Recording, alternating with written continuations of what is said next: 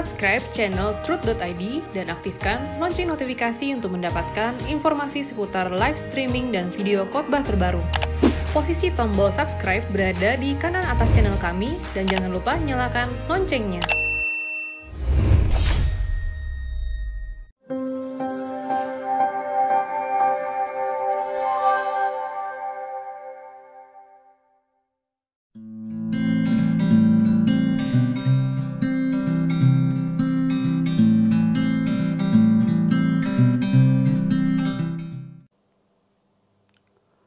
Shalom saudaraku, kita masuk episode 74, Anda bertanya Alkitab menjawab, 0813 14 517 dan seterusnya.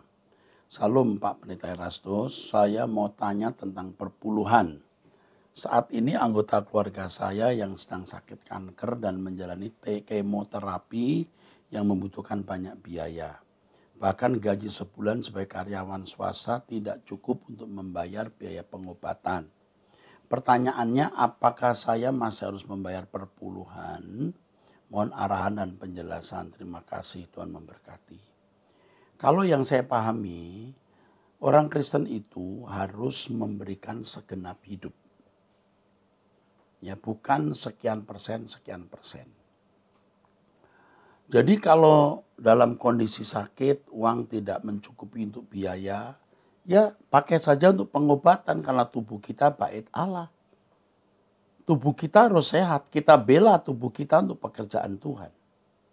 Nah, itu saja jawabannya sudah jelas. 0888 2525 sekian ya. Selamat Pak Erastus, saya umur 25 tahun dari Salatiga. Saya berterima kasih karena melalui pengajaran yang Bapak berikan mengubah cara berpikir dan hidup saya. Saya sudah mengikuti khotbah Bapak selama 4 tahun. Ada pertanyaan Pak, ya 3 pertanyaan. Pertama, saya rindu sahabat-sahabat saya bisa mendengar kebenaran yang Bapak sampaikan. Tapi saya bingung bagaimana memulainya karena mereka sudah memiliki cara pandang bahwa menjadi orang Kristen adalah jalan mudah masuk surga. Dan diberkati secara berlimpah-limpah dan banyak dari mereka hanya berpikir untuk hari ini. Saya minta saran bagaimana saya bisa mengajak mereka mendengar suara kebenaran yang pengajarannya benar-benar sesuai dengan semangat Injil. Ya, sementara jangan banyak bicara. Makin banyak bicara mereka akan semakin menolak. Temani, tunjukkan kasih, perhatian. Bukan tidak mungkin mereka akan dibawa kepada situasi di mana mereka harus mencari Tuhan. Share Truth ID, mereka terima boleh, nggak terima boleh. Ya, itu. Yang kedua, saya mau tanya Pak, yang dimaksud 2 Korintus 8:9 itu bagaimana? Karena sering orang Kristen menggunakan ayat tersebut untuk mengesankan bahwa menjadi pengikut Yesus akan memperoleh kekayaan dengan mudah ya. 2 Korintus 8:9. 2 Korintus 8:9. Gitu ya tadi ya. 2 Korintus 8:9. Karena kamu telah mengenal kasih karunia Tuhan kita Yesus Kristus, bahwa yang oleh karena kamu menjadi miskin sekalipun ia kaya, supaya kamu menjadi kaya oleh karena kemiskinannya. Tolong dibaca ayat sebelumnya. Sekarang sama seperti kamu kaya dalam segala sesuatu, dalam iman, dalam perkataan, dalam pengetahuan, dalam kesungguhan untuk membantu, dalam kasih. Ini kan bukan kaya materi. Baca ayat sebelumnya. Lihat konteks. Kalau kita misalnya mendengar orang berteriak, buka pintu. Kan harus tahu pintu kulkas, pintu brankas, pintu kamar mandi, pintu kamar, pintu gerbang. Ya kan? Pintu lemari. Kaya-kaya apa? Ini konteksnya hikmat, pengetahuan, kasih, dan yang bersifat karakter. Oke? Jadi teman itu, orang-orang itu terus terang menyimpang. Tepatnya sesat. Saya mempunyai tekad untuk terus hidup melakukan kehendak Tuhan. Tapi ada satu bayang-bayang yang selalu menghantui saya, yaitu penderitaan. Penderitaan apa yang dimaksud? Karena bayang-bayang ini selalu mengganjal langkah saya untuk berjalan cepat dan melakukan kehendak Tuhan. Sekian pertanyaan saya, Pak. Terima kasih. Saya mempunyai tekad untuk terus hidup melakukan kehendak Tuhan, tapi ada satu bayang-bayang yang selalu menghantui saya, yaitu penderitaan. Penderitaan apa yang dimaksud? Oh, takut menderita. Kalaupun ada penderitaan, tidak mungkin melampaui kekuatan kita. Jadi, jalan terus. Anda orang yang terpilih loh, dari pertanyaan ini saya tahu, saya merasa Anda orang yang terpilih dan Anda sudah menjalani jalan Tuhan yang benar. Ya. Jangan takut, Tuhan itu protek kita sempurna. Tuhan kontrol kita sempurna. Jadi percayalah, kita aman. Aman bukan berarti tidak punya masalah ya. Masalah tidak akan melampaui kekuatan kita. 0821 23 28 dan seterusnya. Salam Pak Eras, ya. Saya berinisial VY. Saya merasa bersyukur telah mendengar ajaran kebenaran yang Bapak berikan. Cara berpikir saya banyak berubah, serta pelan-pelan, ya. GAP itu apa? Dan pelan-pelan gap. Gap. Sedangkan pengajaran dari Bapak sebaliknya membuat saya jadi memilih untuk mendengar pengajaran Bapak yang berbeda dari kebanyakan lainnya. Berawal dari YouTube dan akhirnya saya menetapkan diri sebagai jemaat di Rehoboth. Sekarang saya lebih bertanggung jawab dalam menjalani hidup terutama seperti yang Bapak katakan, apa yang ditabur itu yang dituainya. Nah, saya jadi banyak mengerti dan pelan-pelan belajar berubah. Saya terus belajar mengendalikan diri karena bagi saya proses perubahan itu harus mampu menguasai diri, membenahi diri dari hari ke hari. Yang mau saya tanyakan, Pak, bagaimana kita bisa tahu segala keputusan yang kita lakukan? Oh, rasanya saya sudah menjawab pertanyaan-pertanyaan ini. Bagaimana kita tahu itu kehendak Tuhan, bagaimana mendengar suara Tuhan. Ya.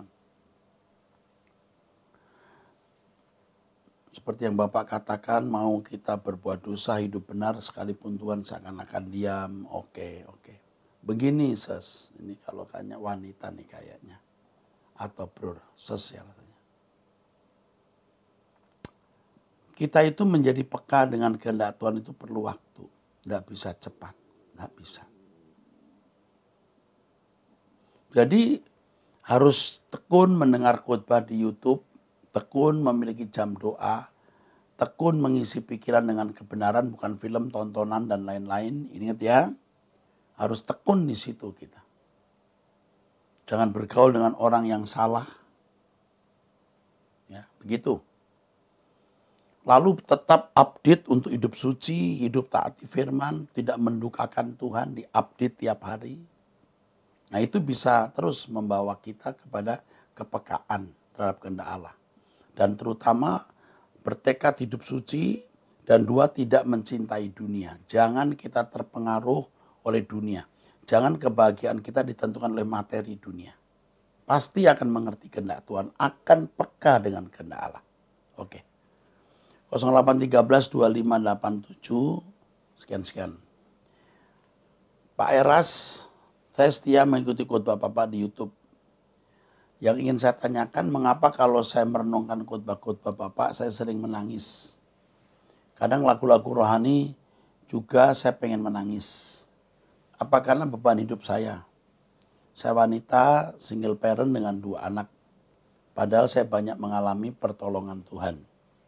Bahkan saya baru sembuh dari sakit habis operasi, mengalami masa kritis dan sempat 2 malam dalam keadaan koma. Sekarang saya lebih gampang nangis kalau dalam doa. Mohon penjelasan. Saya tidak tahu penyebab gampang nangisnya. Tetapi pasti masa-masa krisis yang pernah dialami bisa merupakan dampak. Berdampak maksud saya. Jadi ketika seorang ada di ujung maut itu, hatinya akan bisa lebih lembut. Ya. Plus dengan kebenaran-kebenaran yang telah diterima, lagu-lagu rohani akan gampang menyentuh karena merasakan dan menghayati kasih Tuhan. Ya. Ya, begitu. Kalau kita menghayati kasih Tuhan itu, waduh, kita gampang nangis, saudaraku. Ya, sama ya. Tapi yang jelas si penanya ini, ibu ini ya, ibu ini single parent, ibu seorang yang dipilih Tuhan. Melalui pengalaman itu ibu dipersiapkan untuk memasuki langit baru, bumi baru. Puji Tuhan. 0812 825 9 seterusnya. Salam Pak Erastus, saya berterima kasih untuk khotbahnya yang sudah memberkati saya dan anak. Kebenaran akan firman Tuhan sudah lebih jelas dan lebih mengerti lagi setiap hari.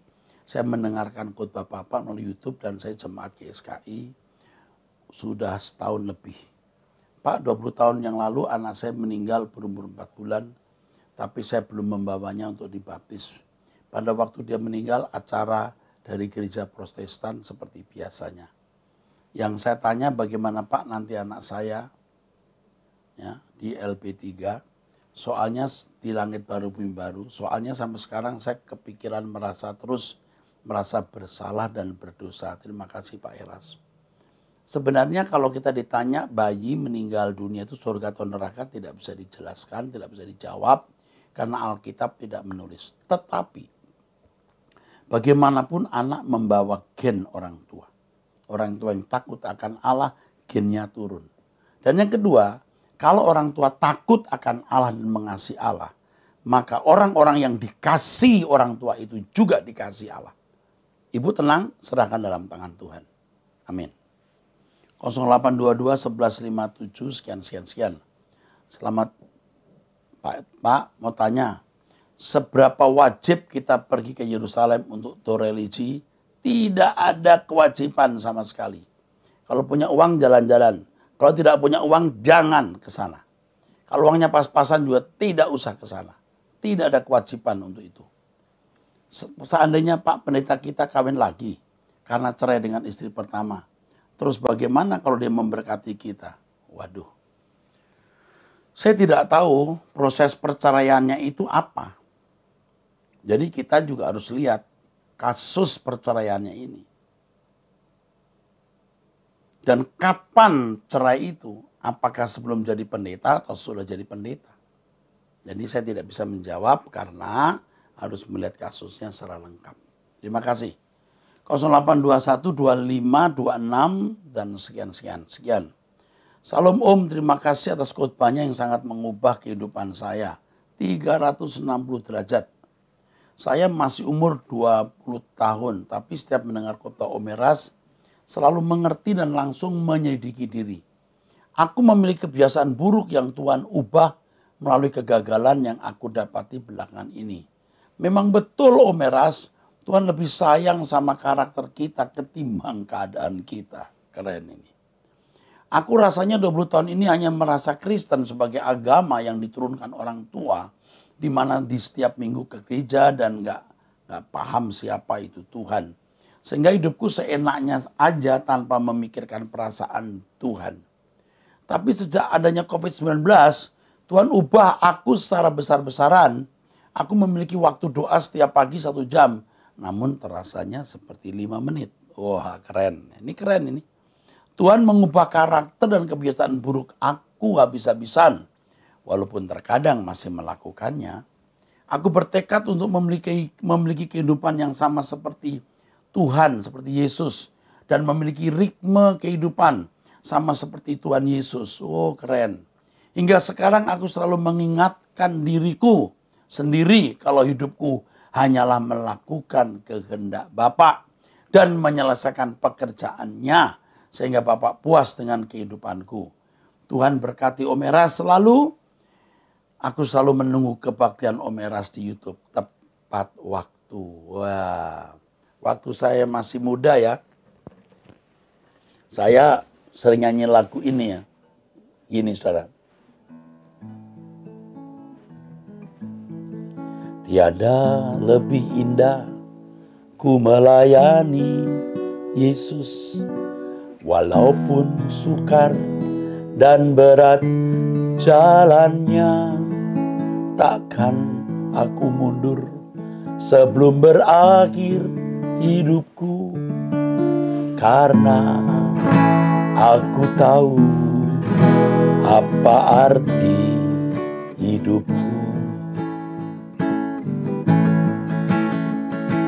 Ku melayani Yesus,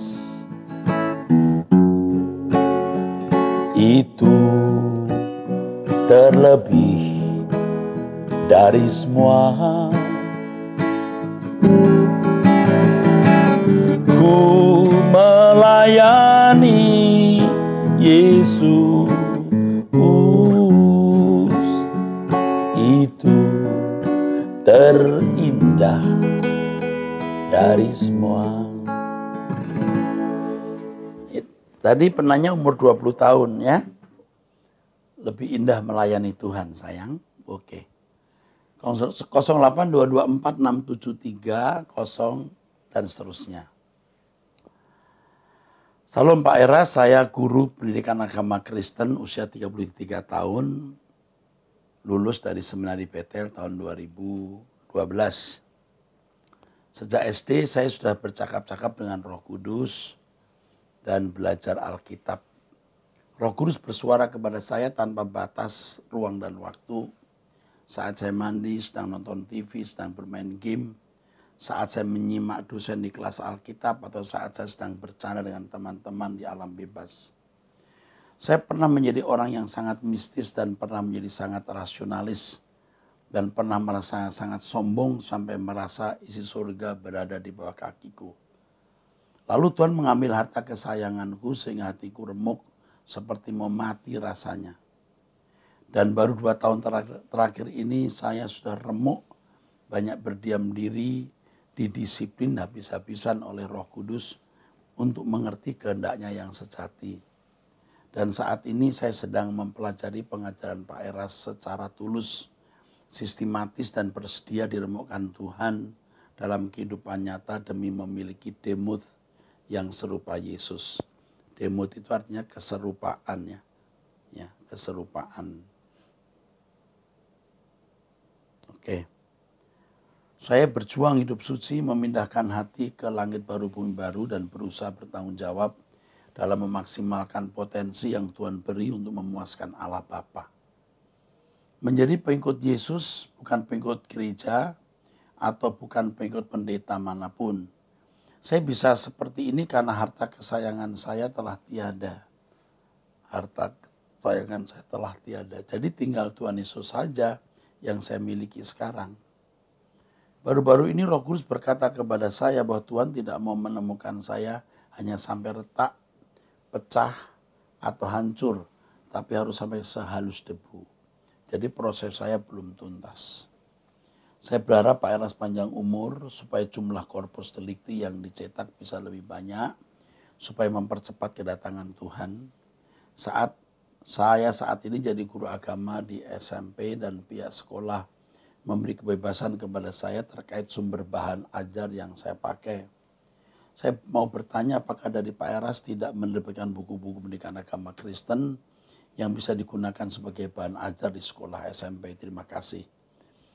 Kami punya beberapa buku untuk junior dan juga untuk anak sekolah minggu, juga untuk remaja. Nanti yang penanya ini akan dihubungi oleh literatur, ya, Ibu Esther namanya, supaya bisa mendapat buku-buku dari saya, ya.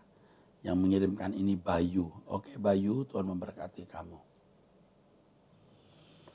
0813443666 sekian. Shalom, saya bersyukur diberi kesempatan bertemu dengan kebenaran Injil yang murni lewat khotbah-khotbah Pak Eras yang saya ikuti sejak tahun 2017. Sehingga pola pikir saya berubah total yang kemudian banyak mengubah gaya hidup saya. Dan baru saat ini saya bisa merasakan yang namanya kelegaan, yaitu damai sejahtera yang melampaui segala akal meskipun di tengah banyak persoalan yang saya hadapi. Saya tidak merasa takut lagi, padahal sebelumnya saya adalah orang yang paling mudah khawatir, terutama masalah ekonomi. Karena bertahun-tahun membangun usaha tapi tidak pernah berhasil. Tapi sekarang saya lebih tenang dan menganggap itu bukan masalah lagi. Dan saya tetap semangat menjalani hidup, mengelola sebaik-baiknya pekerjaan apapun yang Tuhan percayakan. Sekarang saya lebih fokus pada satu masalah besar yang sangat mendesak, yaitu tentang nasib kekal saya. Keren ini. Ini keren ini, ya. Waduh, ini membanggakan ya. Terima kasih Pak atas kebenaran-kebenaran yang Bapak ajarkan. Saya mau terus belajar, Tuhan berkati pelayanan Bapak. Terima kasih. Terima kasih ya. Yang saya mau tanyakan ke Pak Eras adalah, sekarang teman-teman saya salah satu jemaat menganggap saya aneh. Banyak diam, tidak bicara kalau tidak penting. Tidak mengikut rame-rame bercanda lagi. Mereka merasa saya tidak kompak lagi dengan mereka. Saya pernah menjelaskan lewat kesaksian saya tentang apa yang saya alami, tapi sepertinya mereka sulit mengerti. Saya rindu mereka juga memahami kebenaran-kebenaran yang Pak Eras ajarkan. Sering saya bagikan kebenaran-kebenaran ke grup-grup WA, tapi tidak ada respon. Sampai suatu saat saya merasa tidak perlu lagi membagikan. Ini capek. Ini udah jadi capek. Membagikan cukup saya mau tunjukkan lewat perbuatan saya saja. Bagus. Bagaimana Pak saya harus bersikap supaya tidak menyakiti mereka dan tidak dianggap sombong? Saudara dianggap aneh, keren. Banyak diam, benar. Tidak bicara, kalau tidak penting, keren. Tidak ikut rame-rame, benar. Tidak ikut bercanda lagi, benar. Mereka merasa saya tidak kompak lagi, memang harus begitu. Nah, tapi jangan tidak membagi WA-nya dong. Bagi saja. Ditolak ya udah bagi terus. Karena kesaksian yang pernah saya dengar, orang dibagi WA dia nolak terus. Tapi suatu hari dia baca, sejak itu dia mencari kebenaran. Jadi jangan berhenti. Hajar terus, hajar terus. Saya kan juga kadang-kadang dapat buku dari orang dari mana entah terus kirim-kirim. Saya malas bacanya. Tapi lama-lama juga saya pengen apa sih isinya ini. Begitu. Terus jangan takut dianggap aneh, jangan takut dianggap sombong, ya. Dan sudah benar ya, tunjukkan lewat perbuatan. Dan jangan takut ya mereka jadi gini. Bagaimana saya harus bersikap supaya tidak menyakiti mereka? Kita bersikap sebaik-baiknya, mereka juga kadang-kadang sakit hati. Ya sudah, jangan itu membuat kita jadi lemah. Kita berbuat sebaik-baiknya, ya.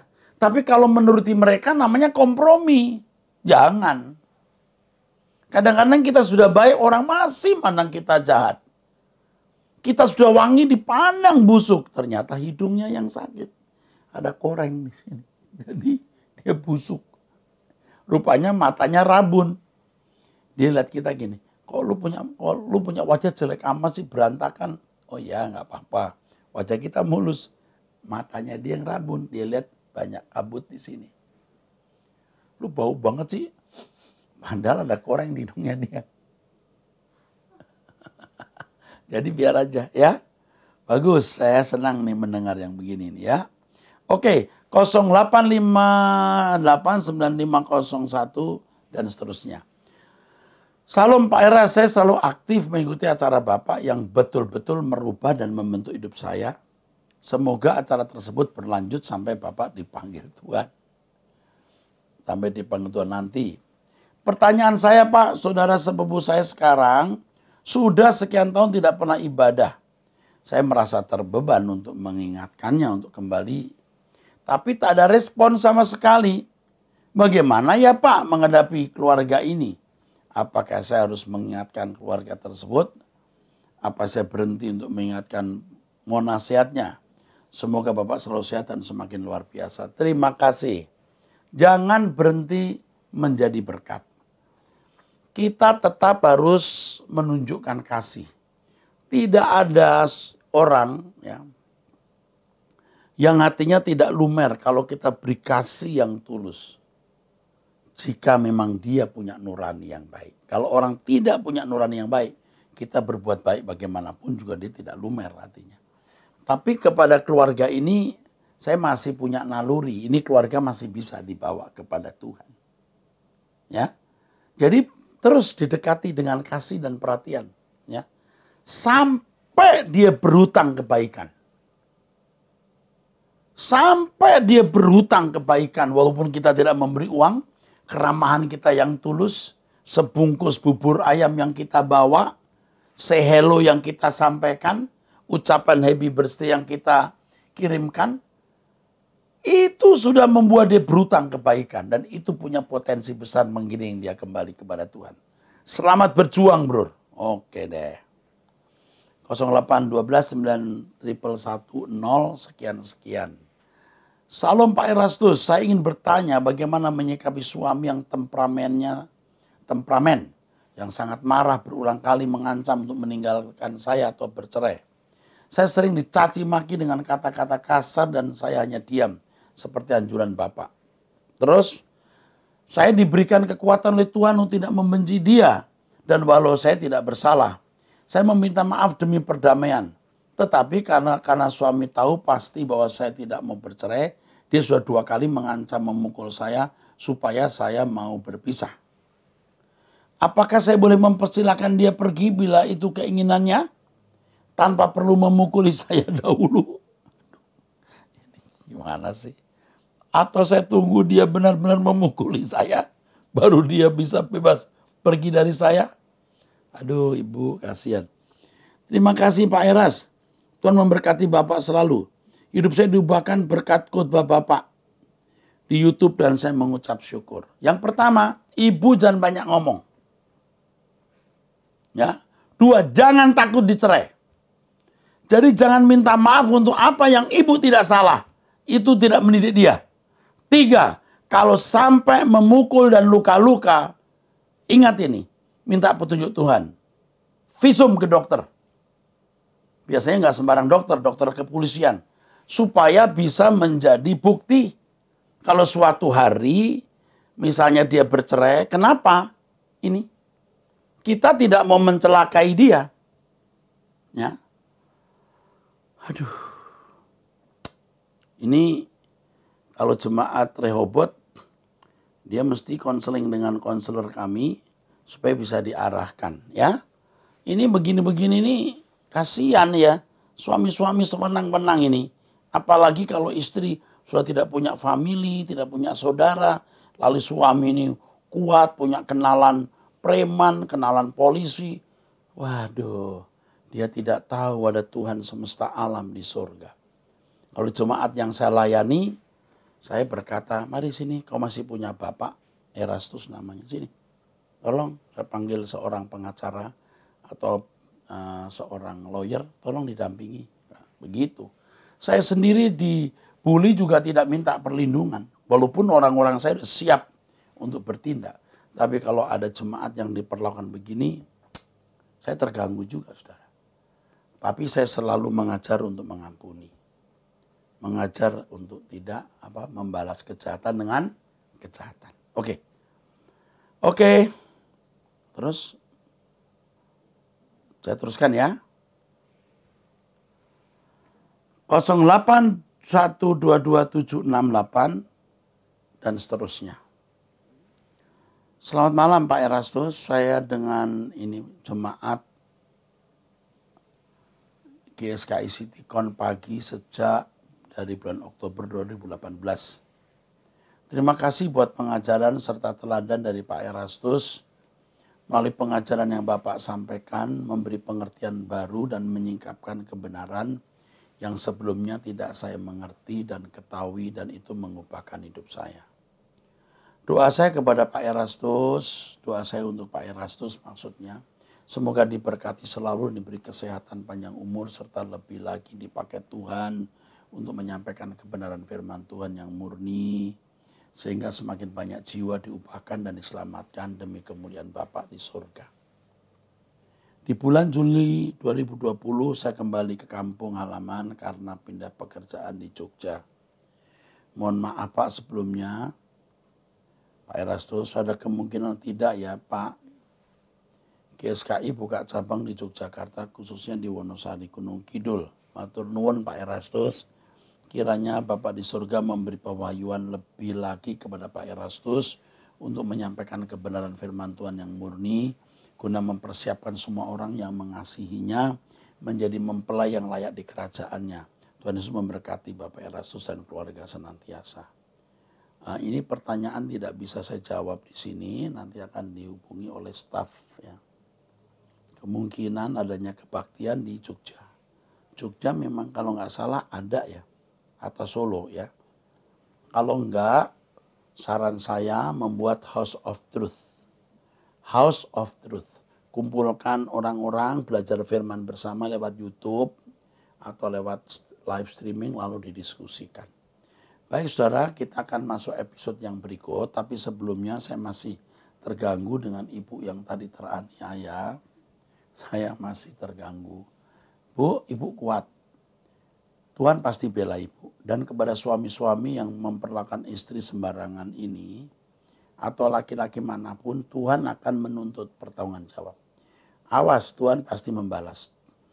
Suami yang berlaku kasar menyakiti istri, engkau pasti akan dihajar oleh Tuhan. Tuhan pasti membuat pembalasan. Jangan main-main. Ya, tidak mungkin engkau tidak menuai apa yang kau tabur. Ya. Jangan main-main. Ya, ingat itu. Ya, suami-suami yang kasar bertobat ya. Yang masih kasar mukul menyakiti istri bertobat. Tuhan gampar nanti saudara, hati-hati. Ya, jangan, saya bukan ngancam. Kalau kita dijewer guru merah, Tuhan yang jewer copot kuping kita. Ngerti nggak? Udah itu aja deh, Tuhan berkati.